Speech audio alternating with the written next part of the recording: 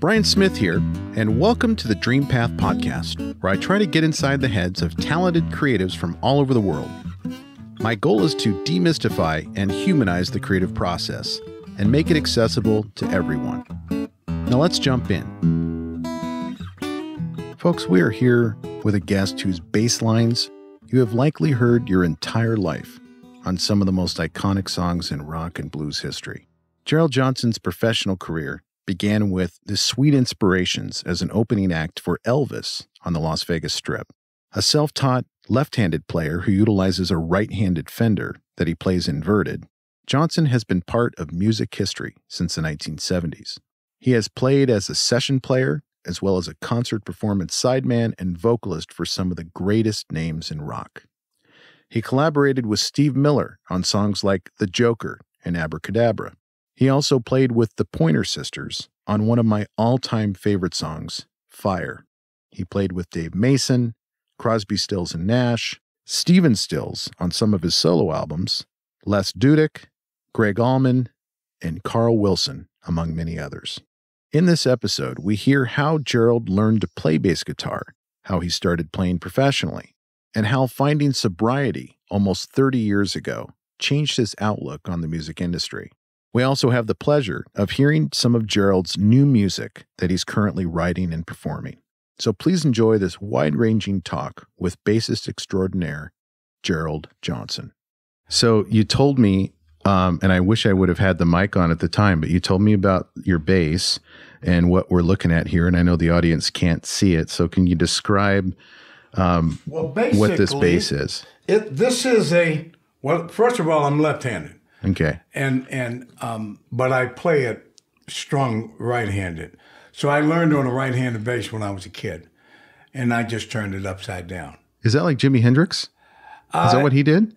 He's left-handed. He was left-handed. Yeah. And so am I, but he had a left-handed, his guitar was left-handed. Oh, okay. Oh, yeah. His E string was on the top, whereas my E string is on the bottom. So you're flat out upside down with it. I'm flat out upside down with Okay. it. So I got a left-handed body with a right-handed neck. But anyway, Fender made this for me in 1981 for the Abracadabra tour. I had I told you, I had a blue one that looks just like this, and then I got the green one. But it's a maple neck with an ash body. And it just plays like butter. Yeah. Yeah. What does that, I mean, how does that happen? How do you have a company like Fender say, all right, Gerald, we're going to make you an instrument? Right. How does that happen? Well, you go through the artist relations department, especially. It helps if they have an idea who you are. Yeah. That's always a plus. But years ago, Steve Miller gave me one as a present. I had no idea what he was doing when he gave it to me. But when I was a kid, when I first worked in Hollywood, we were working in the studio on one of his records, and I basically had a right-handed bass that I had turned upside down. So we're working, and there's 4 or 5 cases. I'd come in from the hotel the next day, 4 or 5 guitar cases laying around on the floor, and one of them was opened up, and it was a bass. And I said, Steve, what is that? He goes, have a look at that thing. And I said, well, I can see it's a Fender Precision. And he said, do you notice anything different about it? And I said, well, wait a minute. I said, that's a left-handed body, and it's got a right-handed neck on it. He goes, yeah. He goes, don't you play that way? And this whole time, I was so naive, and I had the blinders on that day. Yeah. I had no idea he was giving me a bass as a present. Yeah. And he was having me pick it up and look at it before I even knew it was mine. Oh, that's so cool. It was very cool. Do you still have that instrument? I do not have that one anymore. Yeah. Yeah. A lot of them have come and gone, so I've had a few made just like that one since then. That was like 1970. That was after I worked with the Sweet Inspirations. We opened up for Elvis Presley in almost 72. So that was probably just later in 71 that I had that bass made. Yeah. So, yeah. One unique perk of interviewing artists is seeing them at their craft during the interview. And for that reason, my time with Gerald was even more amazing than most. he was kind enough to perform some of his own music during our talk. Let's see. I came into the house, walked around. Yes, I did. I said, hello, baby. How are you, girl? But on it goes, and I don't know what to do. I've got to make some changes. Gotta try me something new. It just ain't enough, baby. No, no, no. Oh, feeling kind of lost. I'm here to check on you. Yes, I am. This crazy heart of mine needs to see it through. Yes, I do. But on it goes, and I don't know what to do. I've got to make some changes. Gotta try me something new. It just ain't enough, baby. No, no, no. Oh, it just ain't enough. No, no, no. Oh.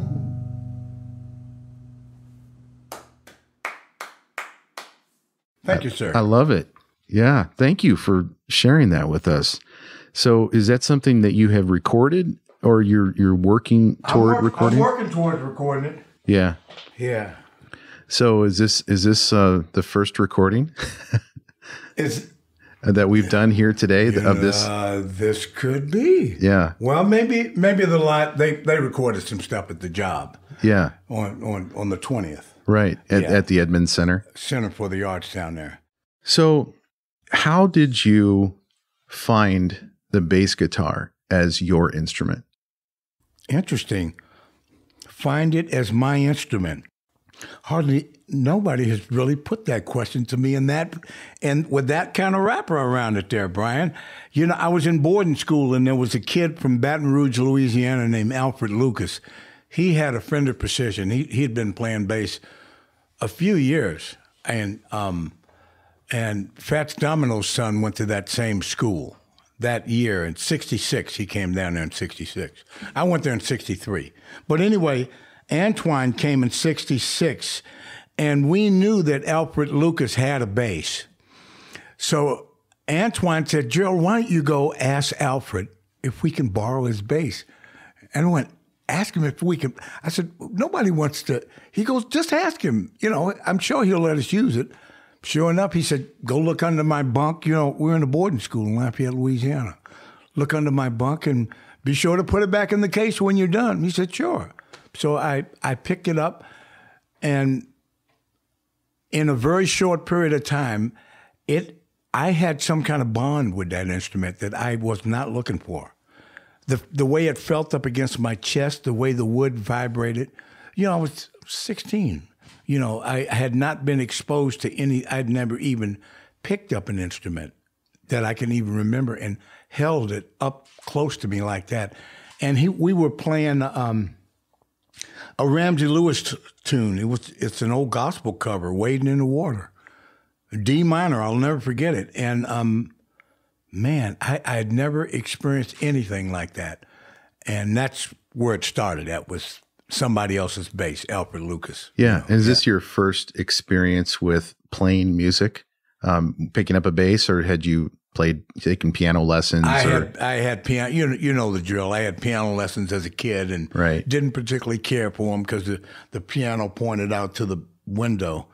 It faced the window, and I could just see kids were going by on their bikes. All I wanted to do was be out there. I don't want to be sitting in there with it playing piano. I really didn't care about that. But I did. My mother also played in church. Yeah. But she worked at the Pentagon, so she was a working mom, and she found a girlfriend of hers to give me lessons, which I didn't particularly care for them. Yeah. But it was quite informative. They had that accordion-looking thing that slipped behind all the notes on the piano and told you what the notes were. And, we could play in C and D minor all day, Yeah. The flat keys were tough, but, Did you find, I mean, I took piano lessons too, and I was forced to take piano lessons for a long time. And I'm glad that I was forced to do it because I think it provided an excellent foundation for being able to just play whatever you want to play, down the road. Did you find that same thing with the piano, that it gave you a core understanding of music, understanding? Yes. As far as theory-wise, I didn't really learn to read music or learn any of the theory, but the functional playing was very, very exciting for me. And we all played, my cousins, we all played heart and soul, and we could switch sides, and somebody'd play the dang, dang, dang up on the top, and other people would play the chords. I mean, we had the best time. There was a piano in my dining room, and you couldn't get to the kitchen without walking by that piano. So you'd stop and, it was part of the family, So, I have a lot of great memories about me and piano, So your mom's working at the Pentagon, and you're at boarding school. Is this one of these boarding schools where there's all kinds of corporal punishment going on and it's kind of miserable? Or? Actually, it wasn't. It was a Catholic boarding school, and I expected it to be exactly what you described. But right. It was a little bit of that, discipline with the ruler on your hands a little bit. But the nuns. But the nuns. Oh, yeah, in the class, And usually the ones that gave us the hardest time were the cutest nuns, Yeah. It's funny how that works, but it wasn't a whole lot of that going on. And certainly not to the point where it felt abusive or anything. Boarding school was actually a great platform for me. I learned how to do my homework. I learned how to sing in choir and keep my note while somebody next to me sings their note. I mean, I learned a lot of things in those 5 years of being down in Lafayette, Louisiana, that I didn't go down there with that knowledge, Right. I left there with it, though. I just visited New Orleans for the first time at Mardi Gras this year. Oh boy! And what a shock to be dropped into such a rich, colorful, wonderful culture. Oh my goodness, it's unbelievable. Yeah, it was just so lovely to be down there, and the restaurants were amazing. Yeah. A shrimp po' boy. I have to always get a shrimp po' boy when I get to New Orleans. I have to have one. Right. But I got great memories again of the French Quarter, but this is back in the day before Katrina. Yeah. Way back in the day, 60s, So do you have a history of playing in the French Quarter?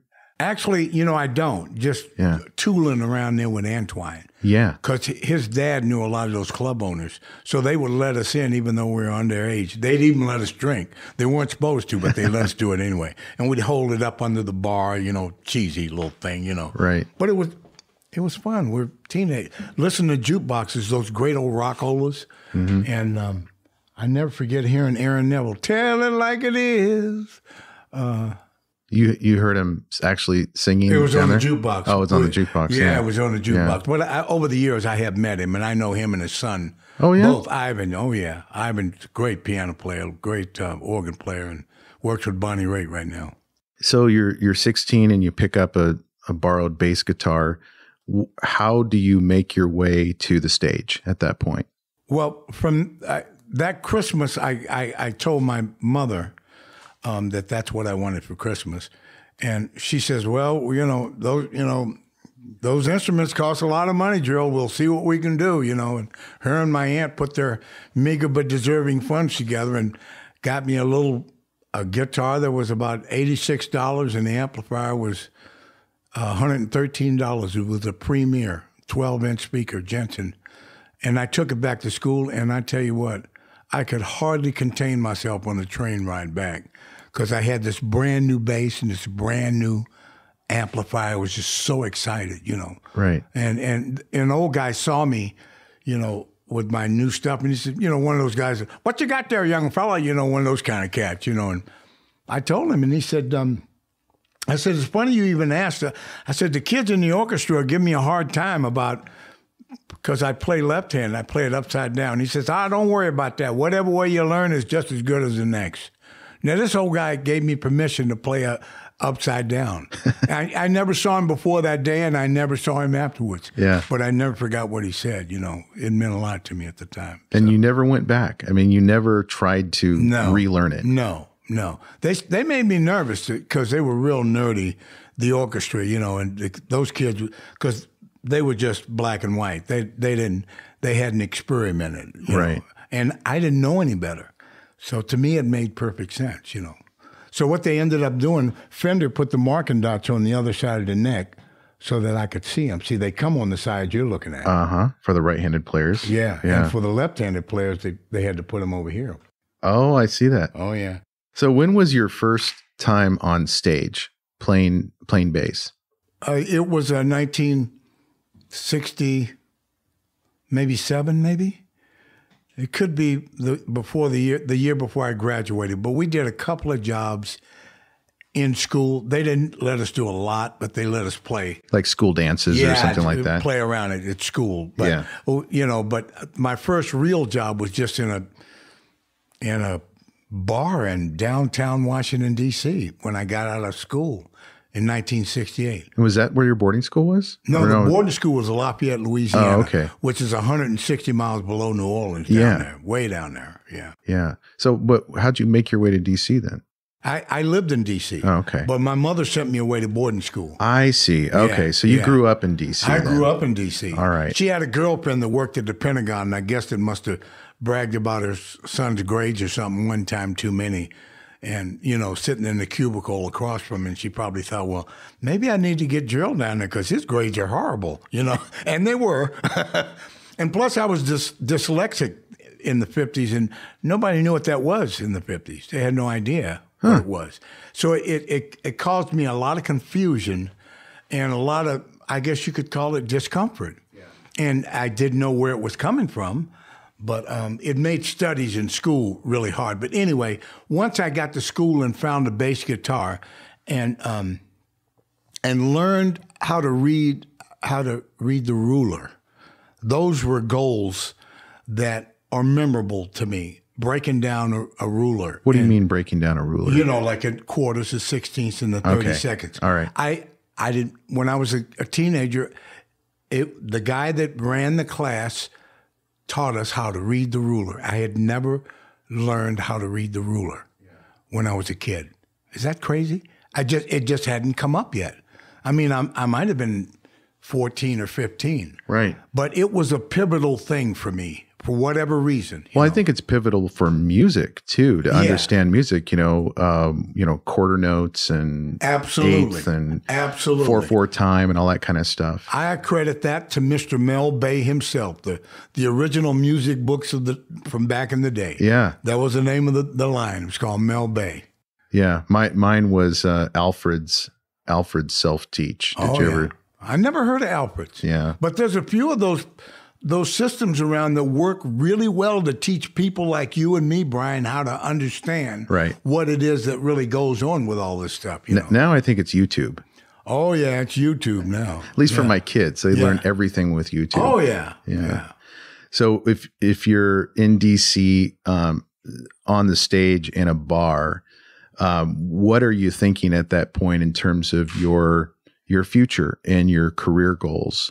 It's your first time on stage in DC, and you're holding a bass guitar playing with a band.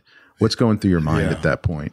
Yeah, originally I thought I'd go to school, and like I mentioned earlier, I wanted to be a mechanic. I wanted to work on cars. I didn't really have a lot of music wasn't really on the planet for me. I mean, it was there, but I just played a little. But the question you pose it makes me think.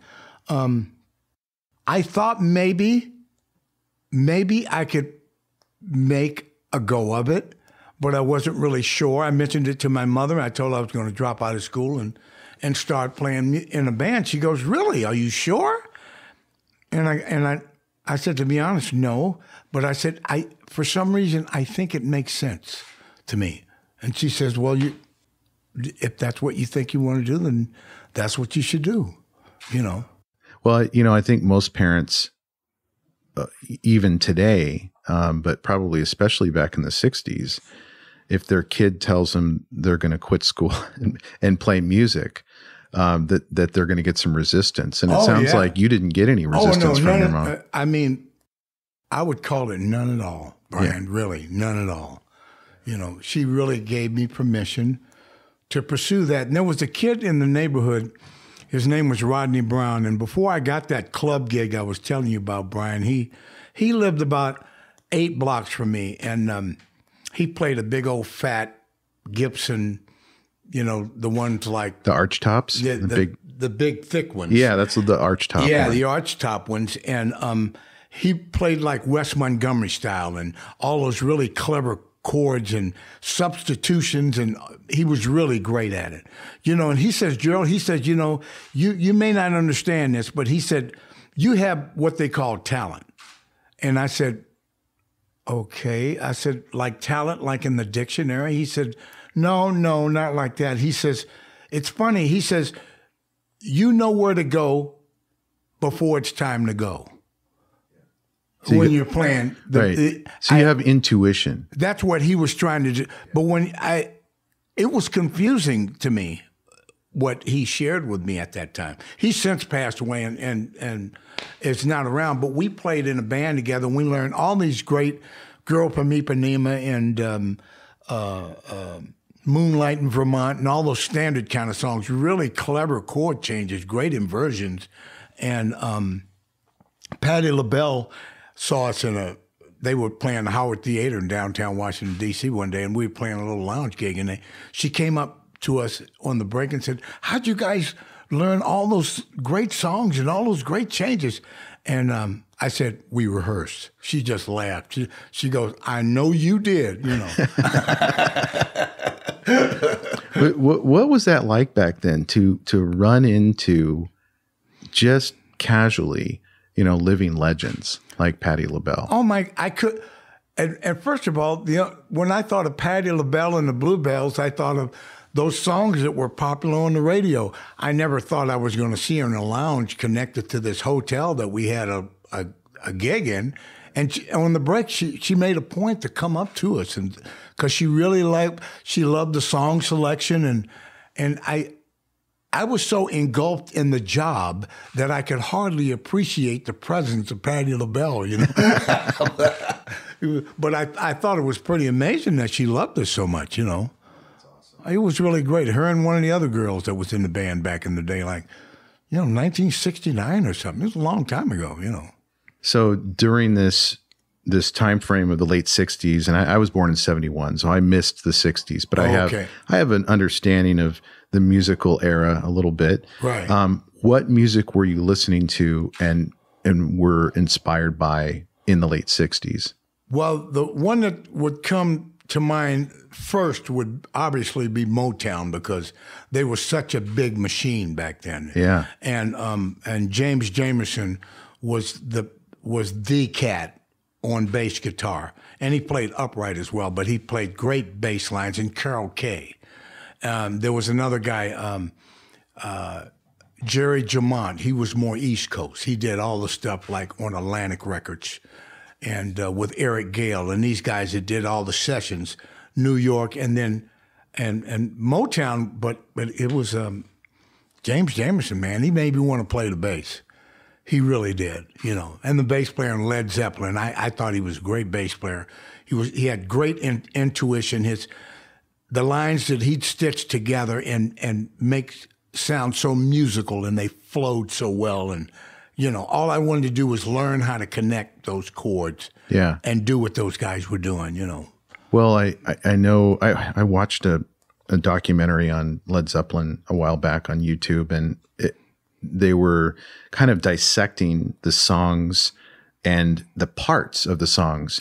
And what was remarkable was that there would be the drummer would play in a different time than the guitarist, and was it John Bonham and Jimmy Page, and they would merge. They would merge the time signatures. The time signatures would merge at some point in these songs.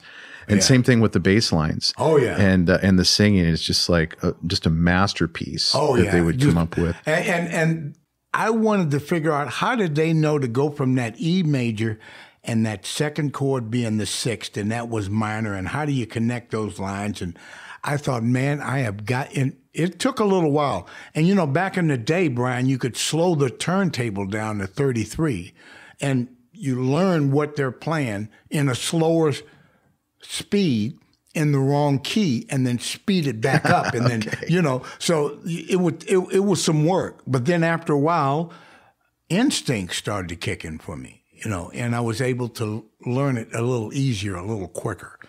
But yeah, those guys, it burned a hole in my soul, man. It really made me want to play bass. So how did you end up on stage opening for Elvis? Well, the girls that I worked for, I got a job with the Sweet Inspirations. The drummer, Jerome Monroe, he's in that picture over there that with me and Elvis, he's the one on the right. He lived in Washington, D.C., and we called him Stump.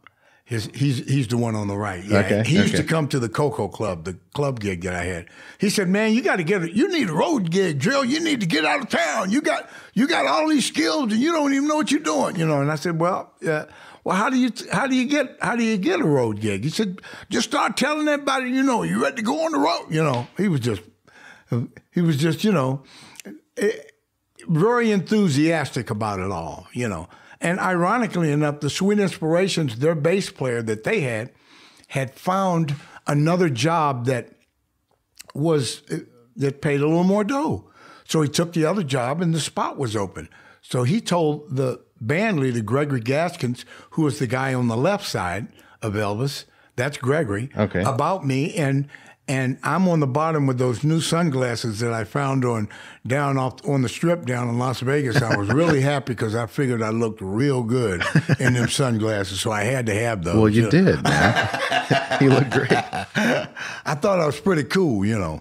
But anyway, he told Gregory about me, and they brought the Sweet Inspirations to a job I did, a club gig I did, and they're sitting there, you know, and they look like professional entertainers, you know, and I'm thinking, but they're laughing. What did you say? They were laughing. Oh, they're laughing. Okay. And, you know, and I thought they were laughing at me, and they loved me, but I sort of, it made me a little uncomfortable. I wasn't nervous or anything, but I thought, I wonder why they laughed at me. I mean, what am I? They just thought the way I played, my style was amazing, and they liked it a lot.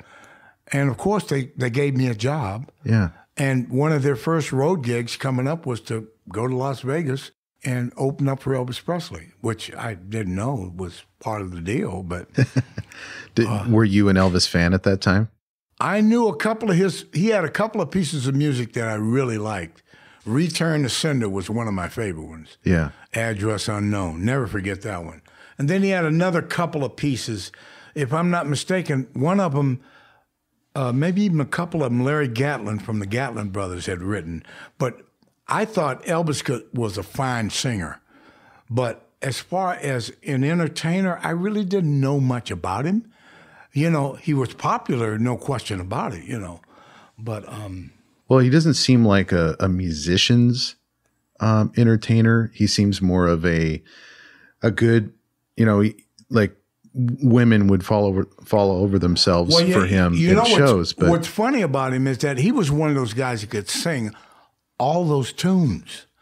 He learned all those Jimmy Reed songs. He could cover anybody's stuff, which was pretty amazing. Yeah. You know, I just did a gig over in Randers, Denmark, and there's those people over there are not sure that Elvis has passed away. They think he's still around somewhere. But anyway, they fly us all over there, and me and that drummer Stump go and back up a guy, and the guy covers a bunch of Elvis Presley songs and sings a song that Elvis also sang with Neil Diamond, was it Sweet Caroline? Yeah. He covered that, and he covered a bunch of other people's stuff. But he knew how to cover your tunes, man. Yeah. And so we backed up a guy named Bobo Morano he covered all these great songs that Elvis did.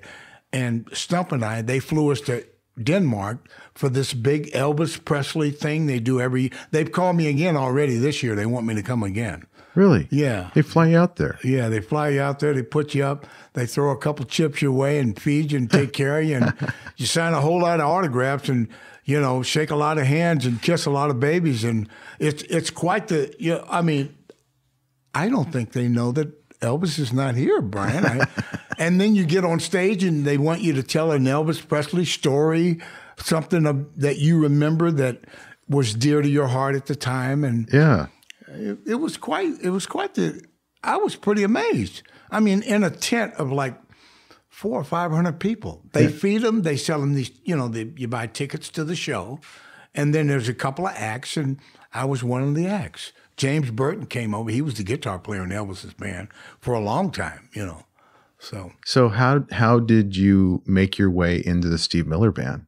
Elvis played, well, he played everywhere, but all those stadiums that were like Mile High Stadium in Denver and the Forum in LA and all those basketball stadiums back in the early 70s were concert venues. And we flew everywhere. And we also did Tahoe.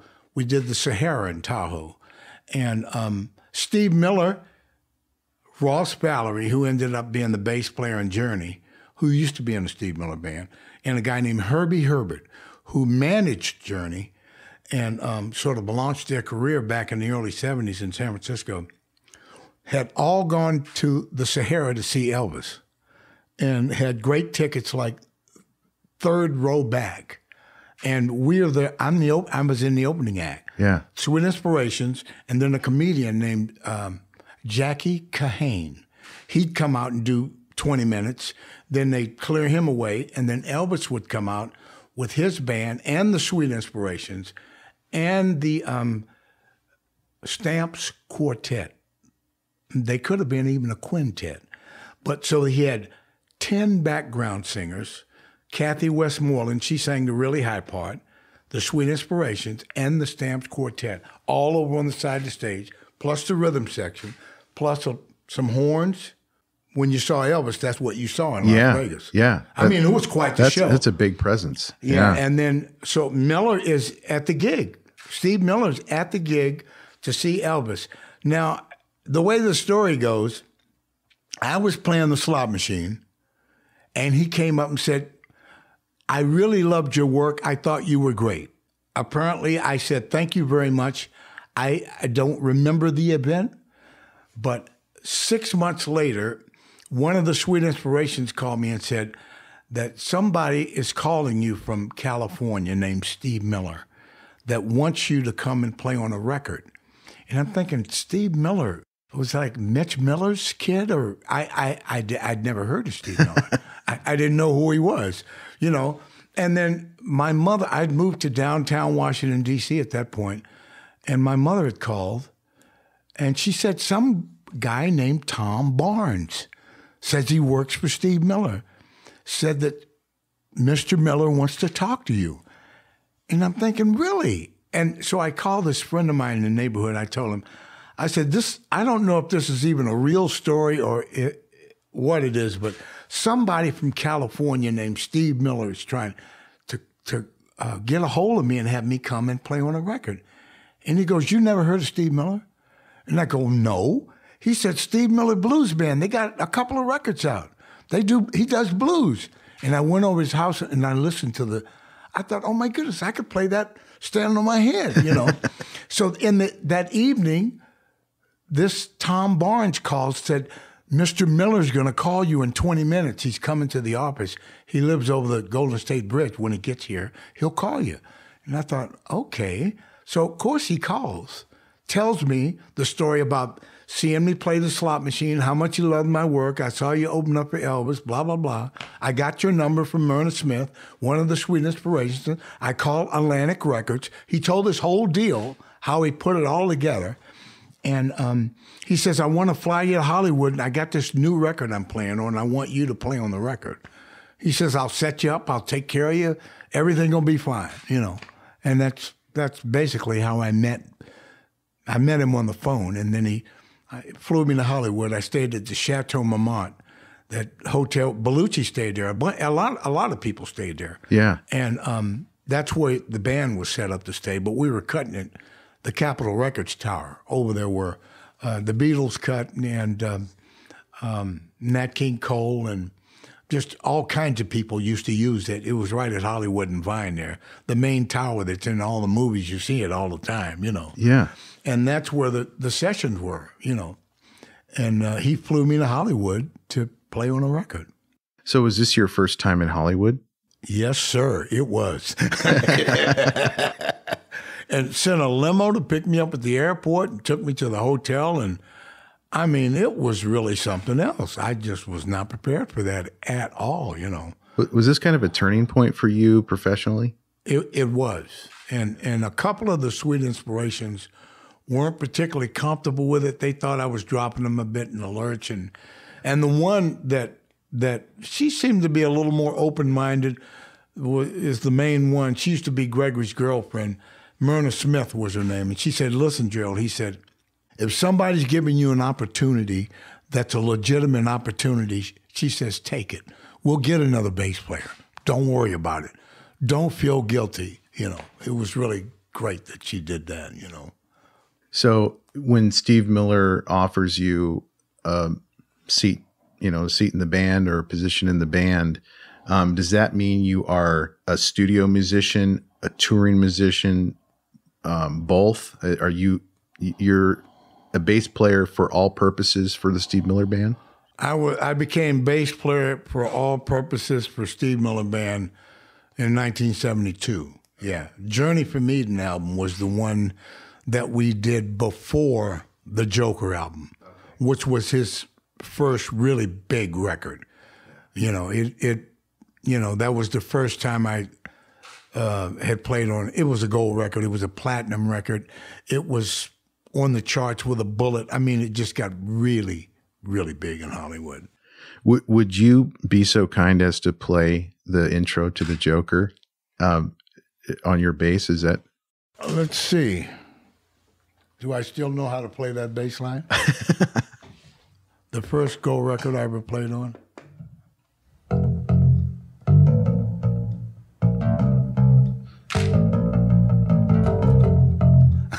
Nice. Yeah, I just couldn't resist. I know. Yeah. I mean, it's just such an iconic song. It really is. And he was going through a bit of him and the record company were having a bit of a pissing contest. I think they're, business-wise, they couldn't cross their T's and dot their I's and whatever. And he decided to go to Europe and without the support of the label and without a lot of stuff.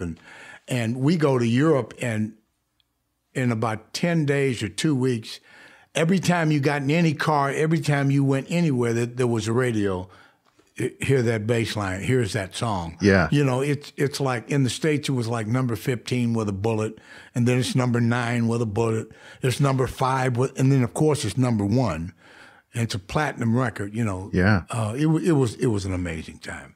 Well, I mean, it's a song that, it's just sort of emblazoned in my mind, yeah. My musical psyche. Mine too. And, you hear it in grocery stores and shopping malls, on radios. It's still everywhere. Elevators, everywhere. Yeah. Everywhere, yeah. Do you when you hear it in that setting outside your home, in a crowd, does it faze you anymore, or is it still kind of remarkable? Oh, no, it's still quite remarkable. I'm quiet about it. My girlfriend, she's not as quiet about it as I am. And then so now what she does is she nudges me and she taps me, she has to let me know it's in the system in the store or wherever we're at, Yeah. It's, So at the time when that was being recorded, were you part of the creative process to come up with the part? Yeah. Yeah. I was at the time, yeah. And so when that's happening, are you thinking about things like musical rights and royalties and things like that at that time? At that time, I didn't even care about any of that kind of stuff. Yeah. I mean, it would have done me better had I been, but Miller was always kind to me anyway. Yeah. Unlike some artists, but I'm not gonna open up that can of worms. But anyway, yes, I would have loved to have been more knowledgeable about music business. Where I hung my hat, Brian, was playing. I loved playing. I still do. Just like I did in boarding school with Fats Domino's son. I love to play just as much now as I did then. And so I never was a good businessman. Never was really that, but the creative process I have a lot of regard for because it was a gift. It was not, I can hear stuff that I don't know how I can hear it, but I can hear it. Yeah. Kind of thing, so. Well, I'm jumping ahead a little bit here with That's this fine. question, but as you look back on your career, do you think that not being tuned into the business aspects of it hurt you or kept you focused on what was important, the creative process? Well, I was naturally drawn to the creative process. I think it would have been helpful business-wise had I been smarter about the business aspects of it. Right. Do I have any regrets there? A few. Not enough to make me lose any sleep. Because I am still very much in love with the bass guitar. I still love to write bass lines. That was my first attraction with this instrument. That wasn't even mine. It belonged to Alfred Lucas. But it was an extension. It could say things for me that I could not verbalize. And I still respect and appreciate the freedom of being able to do that. Just to be able to pick it up and play Just Ain't Enough for You on your podcast. Yeah. That was a gift that I had no idea that it was inside of me. And you can call me fortunate or grateful or blessed or whatever, but yeah. Well, I wish everyone could be that fortunate to have something that they can take with them, wherever they are in the world. Yeah. They have that and then they can create something. Well, when I was a kid, it was something that I could do.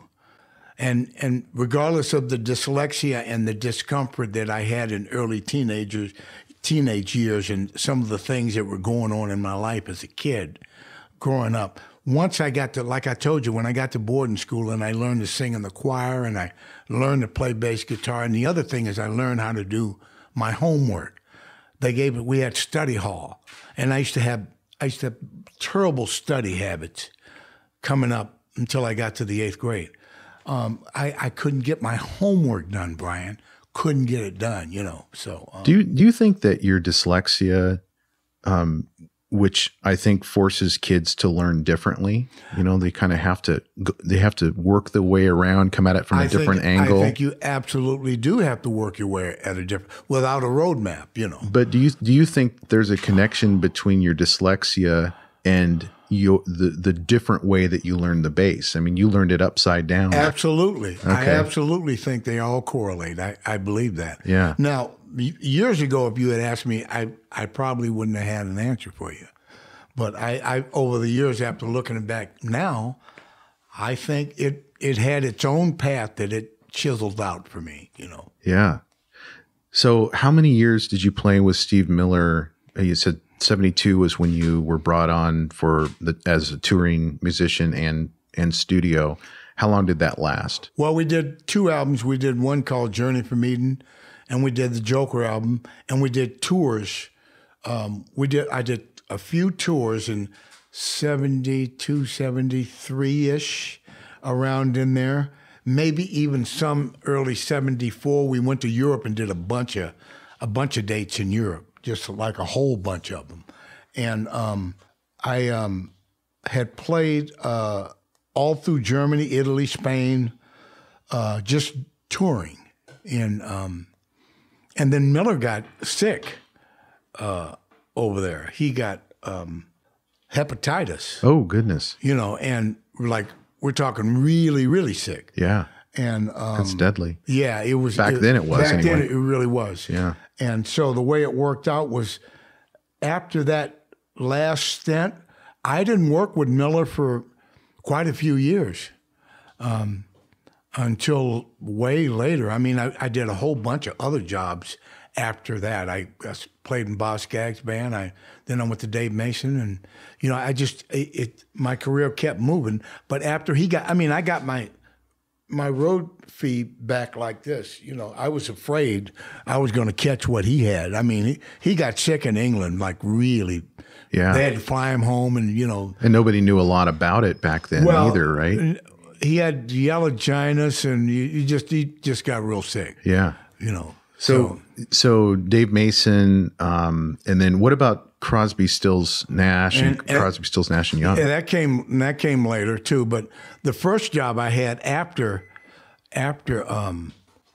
Dave was Boz Scaggs. After Steve was Boz Scaggs. Okay. And that was 74. And then I got Dave Mason's manager was at the job, and I made friends with him, and he said, "Man, if Dave Mason ever heard you," he said, "Boy, he would really love your work." And as it worked out, Jason Cooper was his name, was right. Dave Mason was at a show that I did somewhere, and he saw me and liked me, and they offered me a job. So in 1975, I started working for Dave, and this was after Boz.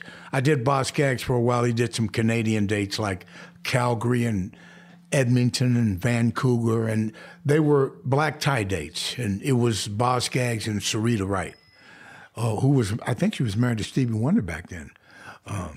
But anyway, I did Boz to Dave, and I did Dave 4 years, from 75 to 79. So I did all of Dave's records and his tours from 75 to 79, which was about like, oh boy, it could be 5 or 6 albums, Wow. And also during that time, I played on a Romeo and Juliet, the Pointer Sisters. Yeah. Which was really Fire. Fire, yeah. Which was really a Bruce Springsteen tune. The Pointer Sisters didn't write that. That was a Bruce Springsteen tune. But they got the hit on it. Yeah. So I played bass on that with somebody from one of the guys from Toto and one of the guys from Elton John's band. I can't remember what that keyboard player's name. But anyway, I did a couple of different other jobs during that Dave Mason stint too in Hollywood too. So how does this happen? Is it just that your name is out there as a bass player that is a hard worker and is obviously very talented, and so you just have a reputation, and so the Pointer Sisters need a bass player for Fire, right? And their people call you directly and say, "Hey, can you show up?" Actually, it was a producer thing. Okay. The producer knew somebody that knew about us, and they needed a drummer and a bass player that they were hoping to find a drummer and a bass player to work together. Yeah. And we were in the studio working on a Dave Mason record, and so he's since passed away too. His name was Rick Jager. He played on Fire. He played drums. I played bass. Danny Kuchmeyer was a guitar player that worked in Hollywood. David Page is a keyboard player that worked with Toto. And it was just a whole collection of studio musicians that played on that track. But the producer put those pieces together. Whatever calls he made to connect us together. Because I didn't really know that producer. I can't tell you his name. I know his name. He just did a really great play a few years ago. Richard Perry was the producer, and he produced a lot of things in Hollywood. and he's done plays and he does all. Anyway, he put that together for the session for the Pointer Sisters. He worked for them and he needed a band. So he put together sort of like an all-star band to come out and play. So for the listeners who don't know the history of this song, who wrote it and who recorded it and who made it a hit? Which one? Fire. Fire was written by Bruce Springsteen. Okay. But the Pointer Sisters, produced by Richard Perry, they were the ones that got the hit on it. But Bruce did it. I heard it on something live somewhere. Actually, it was after I played on it. Quite a few years after I played. And then I realized, oh, that's a Bruce Springsteen tune. That's not a Pointer Sister song. But yeah, anyway. That's just that song. I can't even imagine being in the studio recording that song and then later on, looking back on it and realizing how historic that moment was. Yeah. Did you know at the time? No, I didn't. What was it?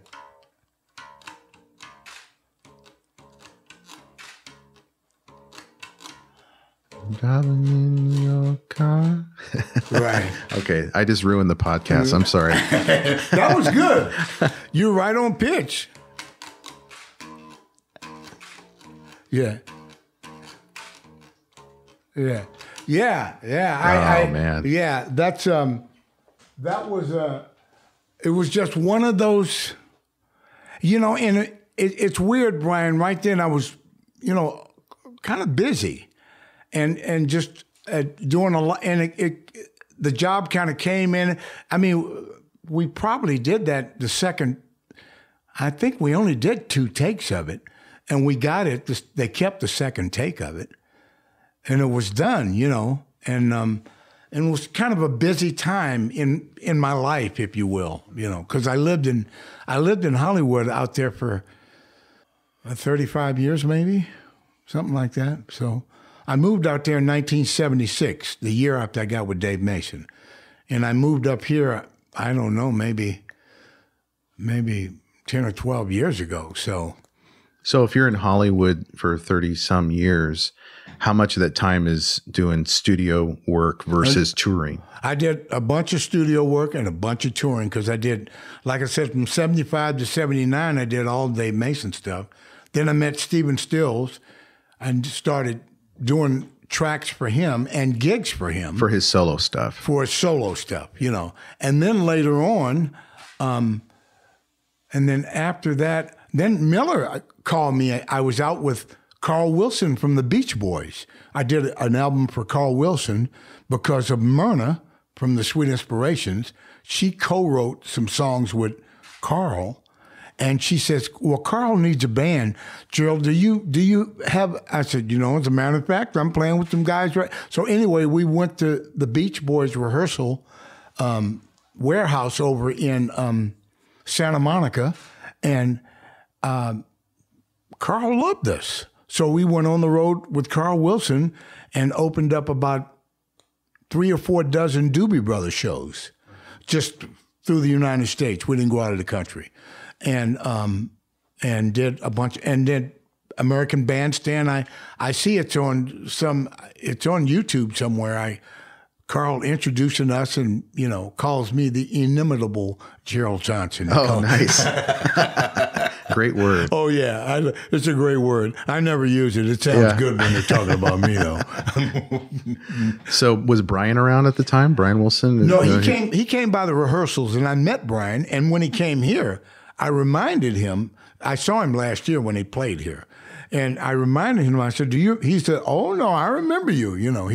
It was really nice because Billy Hinchy was playing keyboards with him, and Billy Hinchy was Carl's brother-in-law. And we did a bunch of gigs on the road together. Cut it in Caribou Ranch, the studio up in Netherland, Colorado. Used to be Jim Gershio, who was Blood, Sweat, and Tears cut there, and all kinds of people cut there, and it was called Caribou Ranch. So it's one of those getaway studios where you don't want any distractions. Exactly. Yeah. They had lodges. You stayed there. You made the records. They fed you. They had a kitchen. There was even I remember there was a ghost town on the property, and they had snowmobiles, and you could ride snowmobiles and jump and get a little nutty. You know, Yeah. It was fun. You know, And kind of keep you out of trouble at the keep same you out time. of trouble at the same time. That's where Carl did his record at, and I played on a bunch of that one too. So the Crosby, Stills, was it Crosby, Stills, Nash and Young first, and then Neil Young left, and it was just Crosby, Stills, Nash? Or I only worked with Crosby, Stills, and Nash. oh, okay. I never did work with them, all four of them. I see. So the Crosby, Stills, Nash time frame, was that late 70s? No, that was earlier. Well, Abracadabra, 82 was Abracadabra. Okay. So after I didn't even do Crosby, Stills, and Nash till 92. Oh. But I played with Steven in the 80s. Okay. You know, in his solo stuff. yeah, it's solo stuff. And then we did a bunch of those outdoor jobs where it's like Central Park or it's like Belmont Raceway, and, you know, just he put together a band, get a bus, and hit the road and just do outdoor festivals, which were great, you know, which was great. Well, the biggest one I ever did was the Cal Jam with Dave Mason, 77, which was the 250,000 people outdoors. oh my goodness. 10 bands, you know, it's all day music. Started at 9 o'clock in the morning. He did a lot of touring, didn't he? Oh, yeah, we went everywhere. We went everywhere, yeah. Before I forget, you know, David Crosby, there's a new documentary out on him, and it's playing at the Seattle International Film Festival next weekend. Oh, okay. So if you're interested in seeing the documentary, I'm going to go see it next weekend. But Nice. Yeah. Nice. Yeah. But did you form any friendships with Crosby, Stills, and Oh, Nash? yeah, I did with Steven and Dave. When David played here, I went to see him at the Paramount when he played here. And when Crosby, Stills, and Nash played here, I went and hung out with them when they played here. When Graham Nash played at Edmonds Center for the Arts, where I played, I went down and hung out with him when he played. Brian Wilson, whenever they come around, I go and hang out with them, you know. So, Yeah. So And how does that happen? Because I don't have a lot of celebrity friends. I don't know how you go about doing that. Do you just have their cell number and just text them and say, hey, a lot of times I can see you? a lot of times I can just call them or email. Yeah. You know, but and then whenever Steve Miller's around, I go and hang out with him. Sometimes he even has me sit in and play like he did here. That was another job I think we did. Maybe that was in New York somewhere, but we used to do a bunch of. He plays Saint Michel when he comes out, and sometimes I sit in with him when he's had me sit in with him. Yeah. Yeah, I'd bring my bass and go and play, you know. Did you ever play any of the Gorge concerts over at the Gorge with Steve Miller? I did. I don't know if I did the Gorge with Steve Miller, but I think I did the Gorge with Crosby, Stills, and Nash. Oh, okay. You know, I remember playing the Gorge. Yeah, the reason I great ask venue. is, yeah, it's a wonderful venue, but Yeah. I've seen a lot of shows at the Gorge, and I bet you have. maybe I've seen you. You could have. Yeah. Yeah. So the gigs that you were doing in Hollywood or out of Hollywood, where you were touring and you were in the studio, were you always able to make a living just playing music, or did you ever have to have side jobs to kind of get you through tough times financially? Well, I mean, if I was smarter, I probably would have had side jobs to get me to you know, but no, a lot of times I really didn't. But for a large part of my career, not too bad. You know? Yeah. You know, could have managed things a little different, you know, could have put a little something in the kitty for later. But, you know, that ship's already sailed, Brian. And whining about spilled milk is never going to work out for me. Yeah. You know, but I mean, I have survived. In spite of my poor choices and bad behavior, I survived. And then, like I told you, the other thing I had to do, which is it's a little away from what it is we're talking about here, is I had to change some of my habits so I could continue to do this. Yeah. You know, and Well, you mentioned off mic that you've been sober for 29 years. It'll be 29 in August, yeah. So that would have been what, late 80s when you're 1990. August of 1990. Okay. In 92 I started working with CSN. Oh, okay. Yeah. So what was the I'm not going to ask you to get too personal here, but what was the inciting event or kind of the life circumstance that made you say, you know what, I need to get sober so I can continue playing music? And it was a compilation of a lot of different experiences and emotions that sort of funneled down to one particular time frame, which was the late 80s for me. I also, just before that, what was his name? He co-wrote "If" with David Gates. His name was Rob Royer, and I did a project with him, and he had originally he knew about me, and had asked me to come out and do this project that he was putting together.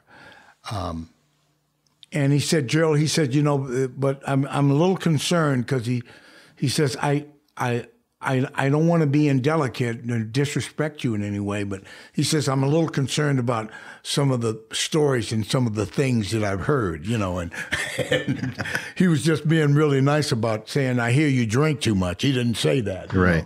But, and so I was kind of offended, by, and so I told him, thanks for thinking of me, but I'm not interested in your project. And but we had mutual friends that worked for this guy in Hollywood, and I reconsidered like a month or so later because I really needed the work.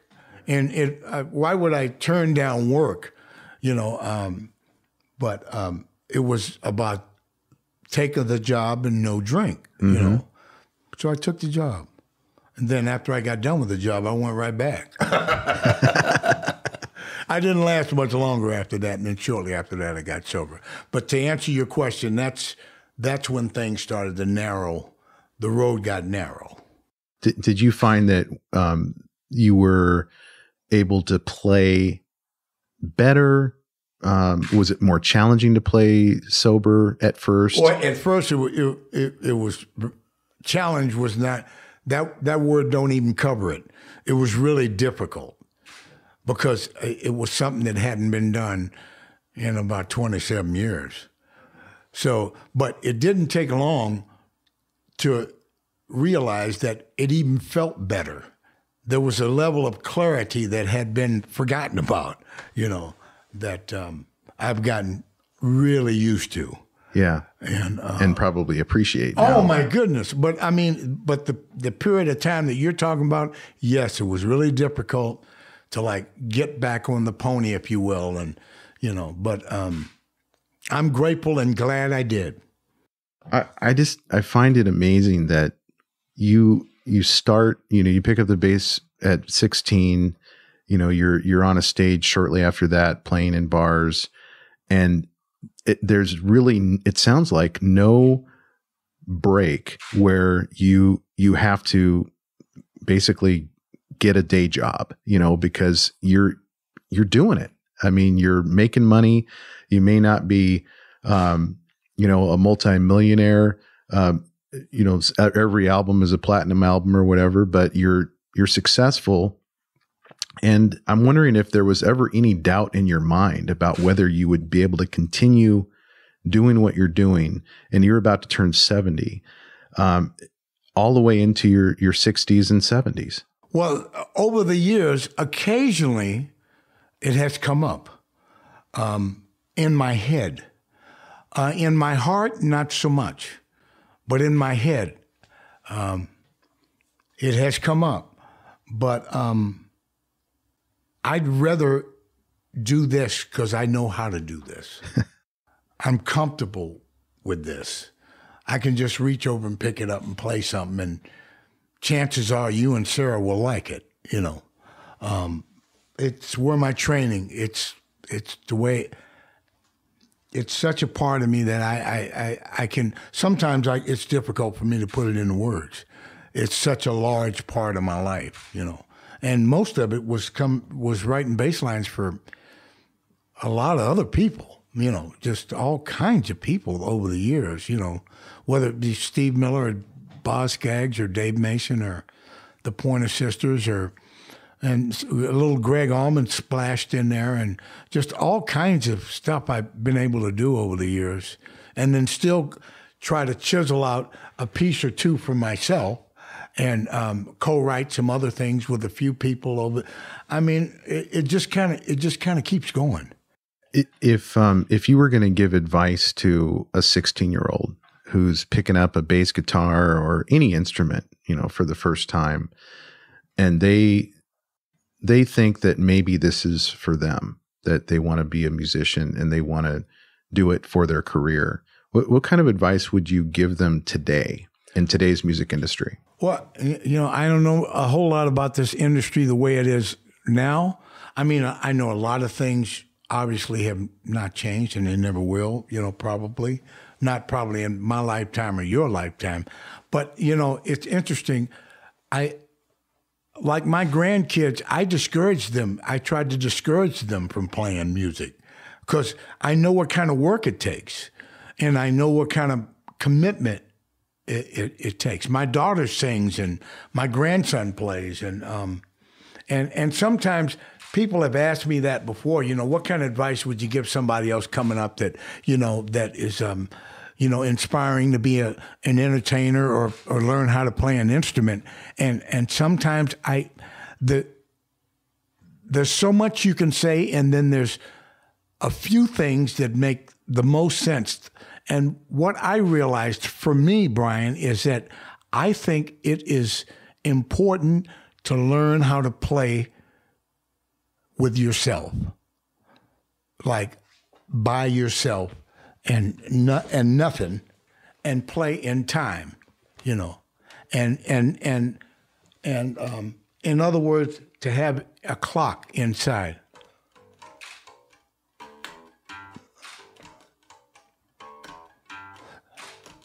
You see my foot's pattern? Mm-hmm. And learn how to do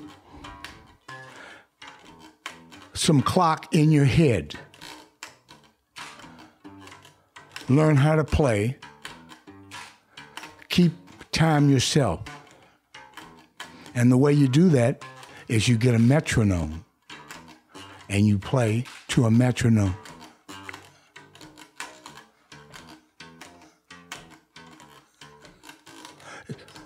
Something that simple.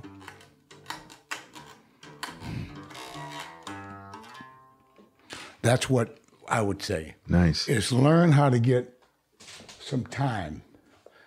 So in terms of the commitment part of it, boy, that's a tough one. You know enough about that, Brian, yourself. Yeah. It's, for me, it was I think I was supposed to be a minstrel. I was supposed to entertain people. Now, I didn't know that in boarding school in 1966 when Antoine Domino came to that school. I did not know that was going to happen when Alfred Lucas let me play that Sunburst Fender Precision of his that I got from him, and I borrowed it from him. And then my mother and my aunt bought me I couldn't have told you. I mean, you can't make this stuff up, Yeah. You just can't. So, boy, the commitment, I'm having a hard time putting those words together right now, to be honest with you. It's just been such a way of life for me, some bitter, some sweet, Well, my observation in meeting you for the first time and hearing your story for the first time is that, the word that comes to mind is immersion. You seem to have immersed yourself in music. and you did it by hanging out with musicians, playing for musicians, writing your own music, and really never looking back or questioning. And it sounds like your brain questioned sometimes whether this was the right track, but your heart was always music. Is that a fair summary of? I think that's a fair summary. You said it better than I could. Now, in terms of influences, I'm just curious, because one of my heroes was Geddy Lee from Rush. I don't know if you've ever listened to any. Oh, yeah, I know Geddy some Lee. of their stuff. Oh, yeah. One of your influences? Yeah, well, I mean, he's just such an amazing, he played the guitar, he played the bass almost like a guitar. I mean, he was such a maestro. Okay. And then Bootsy Collins Collins, Rubber Band Band. Yeah. Yeah. Well, Bootsy played on a bunch of James Brown stuff too. Yeah. Yeah. He's been around, man. So, but who were your influences? Aside from James Jamerson? Well, you can't go any further without mentioning Willie Weeks. Yeah. Because he played with Donna Hathaway back in the day. And Willie just called me a couple of weeks ago. He's out with Boz Scaggs. Oh. And I told him that, I said, I used to play with Boz. Be sure to tell Boz I said hi. So I think I'm going to go down and see Willie and Boz whenever they play down here in Portland or somewhere. They're coming here in a couple of months.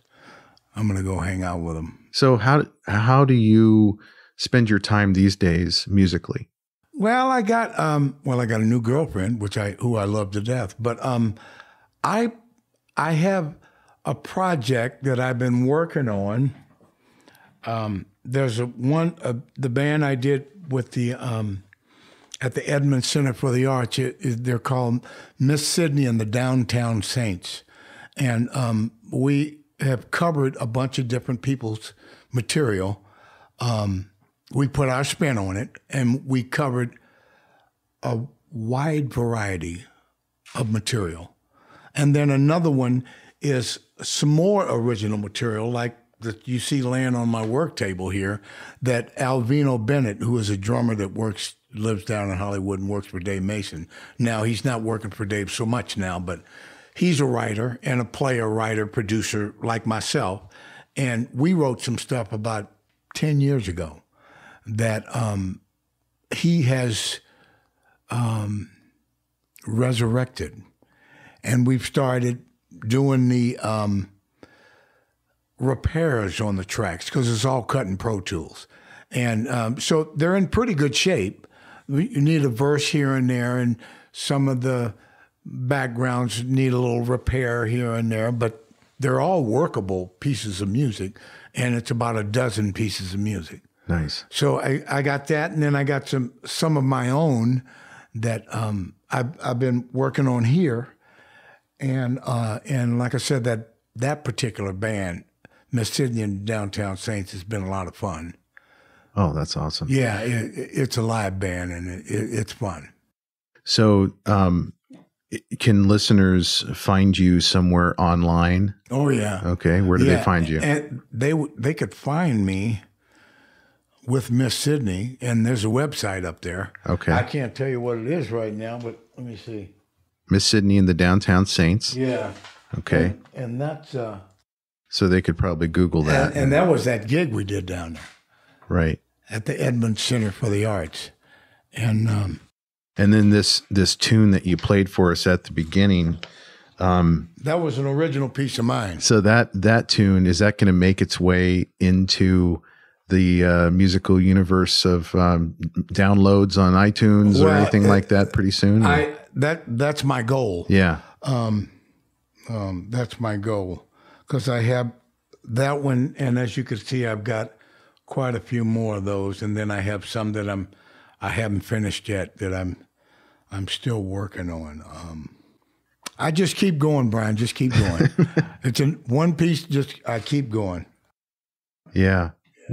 Well, did we cover everything that you wanted to cover in this? Or? Well, you're very sneaky, Brian. You just kind of you just bob and weave. You know how to dance, man.